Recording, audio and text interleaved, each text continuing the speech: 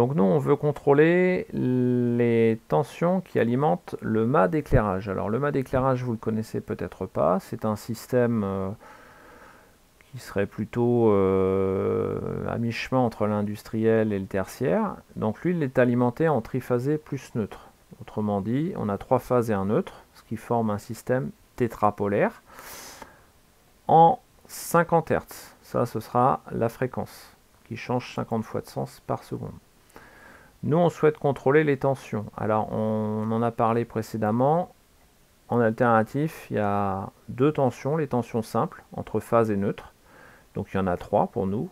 Ce sera NL1, NL2 et NL3, les points de mesure. Et puis, on a aussi 3 tensions composées directement entre phases. Par exemple, entre L1 et L2, entre L2 et L3 et entre L3 et L1.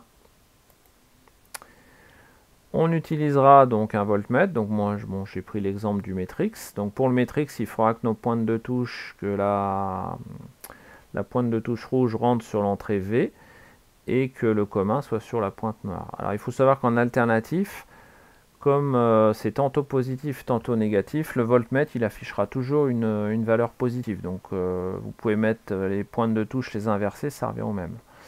Et puis notre commutateur, on le mettra sur la position VAC, volt alternatif.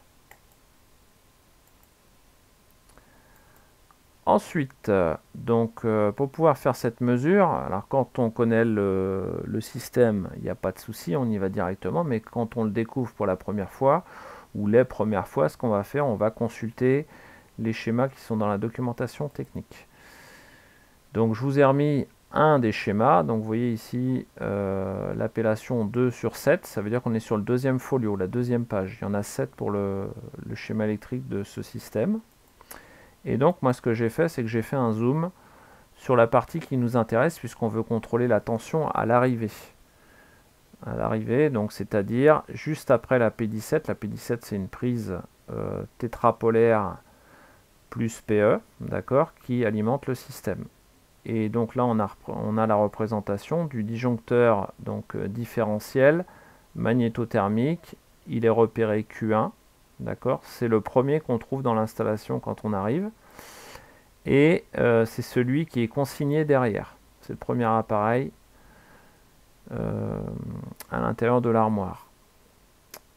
Donc une fois qu'on a repéré sur les schémas, il faut se repérer sur le système en lui-même. Donc là je vous ai démonté le plastron. Donc le plastron c'est un écran qui est devant pour empêcher en temps normal d'accéder aux parties actives. Mais comme nous on va mesurer sur le disjoncteur, il faut démonter le capot pour pouvoir accéder ici aux vis sur lesquelles on va venir placer nos pointes de touche. Alors on ne voit pas trop les couleurs, donc je vais vous les donner. Donc le neutre par convention c'est toujours le conducteur de couleur bleue. Et les phases, en fait, on utilise toutes les autres couleurs, sauf le bleu et le vert jaune qui est réservé à la PE. Donc ici, le premier est en noir, le deuxième est de couleur marron, et le troisième est de couleur rouge. Donc dans la vidéo suivante, je vous montrerai l'application de cette mesure.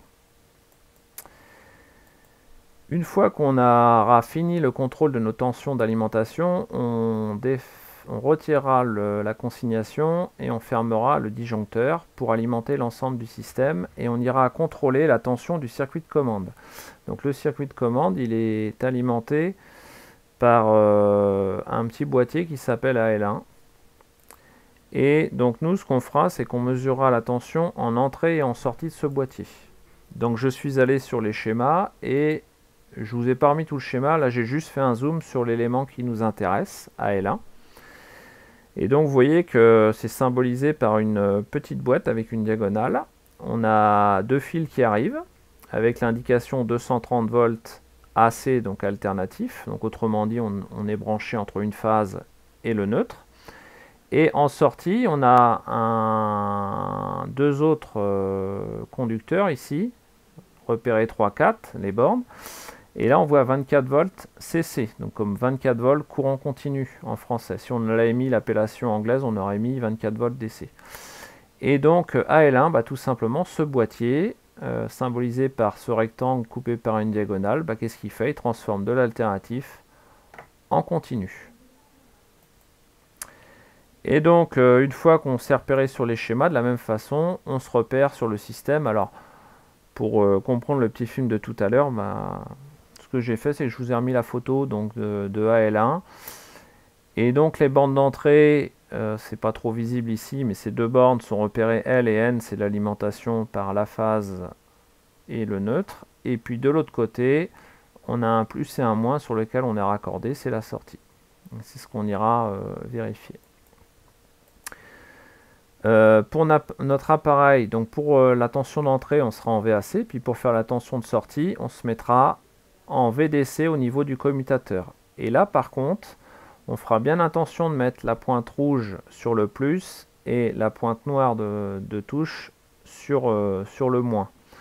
Pourquoi? Parce que si on le met dans cet ordre-là, on aura une valeur positive. Par contre, si on l'inverse, on aura une valeur négative parce que en continu, on a une polarité qui existe. Donc l'appareil indiquera si on prend la mesure dans le bon sens ou pas. Enfin, comme pour toute mesure, là, la norme NFC 18510 qui régit toutes les mesures sous tension, l'habilitation, la consignation, il va falloir qu'on porte nos EPI pour cette mesure. Je vous remets à chaque fois cette petite diapo. Donc on s'interroge sur les tensions présentes dans l'armoire. Ici on n'a pas le choix, on sait qu'on est en 230-400 volts. Donc on sait que de toute façon cette tension elle est potentiellement mortelle. Donc on risque au mieux un choc électrique, au pire la mort. Donc nous on s'équipera de nos équipements de protection individuelle d'électricien, c'est-à-dire gants isolants plus visière anti-UV pour éviter les accidents.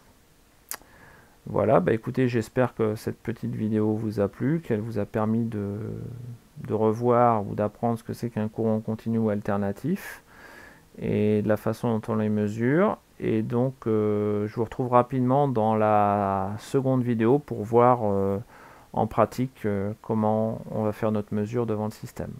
Voilà, à bientôt!